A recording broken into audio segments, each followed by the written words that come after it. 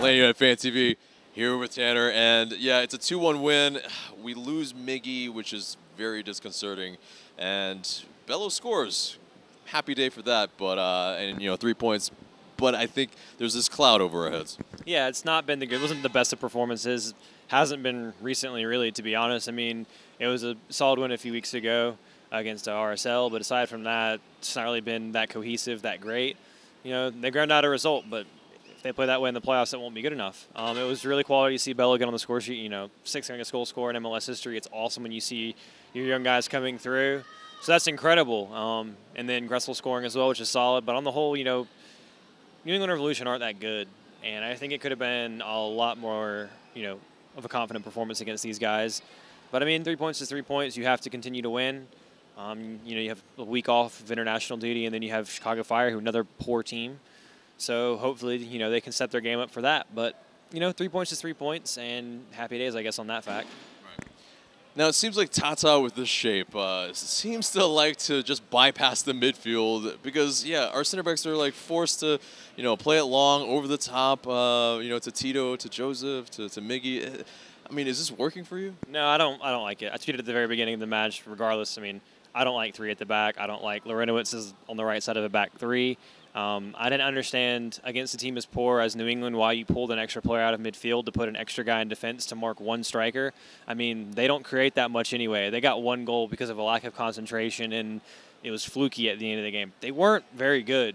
I mean, Atlanta created some decent chances, but, a lot of the times, yeah, you have, LGP doing his best friend's Beckenbauer, impersonation, running forward into the box and chipping balls into the channels over the top, and that's where a lot of your chances are coming from, which is okay because you're getting guys into space and it's a bit direct every now and then, but I don't know why we needed to pull an extra guy to midfield against a team that we could have easily bossed off the park, pushed everything up a little bit higher, and really taken control of this match, and I think it could have easily been 3-4-0 because New England, again, they're not very good, but 3 points, I don't know if maybe he's trying to play things conservative and save energy, but I don't know. At this point in the season, you got to win. I guess they did win, but it wasn't the most convincing of performances, that's for sure.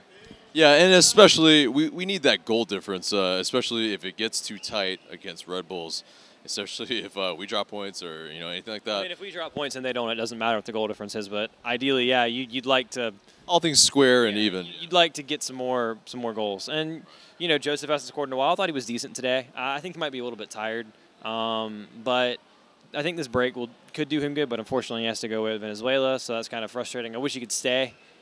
But I thought, he did some good work in there. He won some headers. It's not like he's playing terribly. He's just not scoring a bunch of goals right now. And every striker endures that, and that's fine because if he has a little drought and then he's going to the playoffs, I have a feeling he'll break it. I mean, I lose no confidence in that man to do things, and he does a lot of work for the team off the ball, so I'm not worried about that.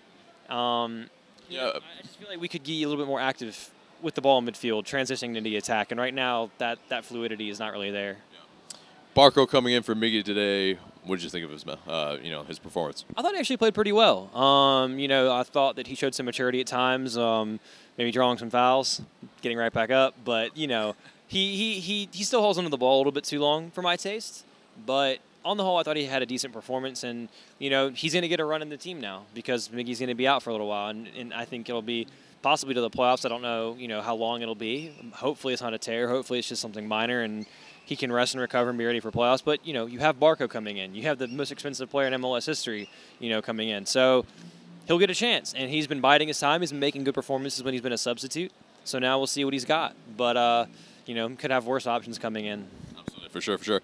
I mean, we have to talk more about Bello, I think, for him to get his first MLS goal. And I think you can see the difference between he and a McCann because I think all the fans were calling out mostly, I mean, you see what you have on the bench or in the academy on the wings to, just bomb up the pitch. I mean, it's so good. He's a fantastic player. He could very well be, your next Alphonso Davies 2 years from now going to a big European team for a few £1 million or even dollars. But, he's a quality player. He had an incredible game. There was a big difference from game 1 to game 2, I thought. He has a maturity that you wouldn't expect for a 16-year-old. And in my opinion, he should be the left back going forward, regardless of whether you're playing 4 at the back, 3 at the back.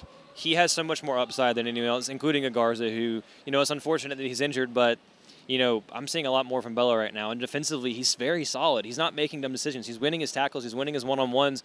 And then he has a creative spark going up the pitch. You didn't really get both of those from Garza at the beginning of the season. You definitely don't get either one of those from McCann, in my opinion. So he should play every single game at left back for the rest of the season. And I think he's going to be the left back going forward. So he's incredible. And for his age, I mean, what, sophomore in high school basically, coming out and scoring goals and, you know, contributing, it's awesome. And he's really, no disrespect to Carlton, but, you know, Carlton's had a bit part role. I think, you know, he's going to be the first one that really steps through and plays in the first team regularly. And, you know, comparing both of their performances, Bello looks a lot more ready for the first team than Carlton does right now. But, you know, they both are coming through, and you have more in the academy, which is a really good thing to see, that this team has its own stars in the making that it doesn't have to pay for. You know, they're coming up through this team.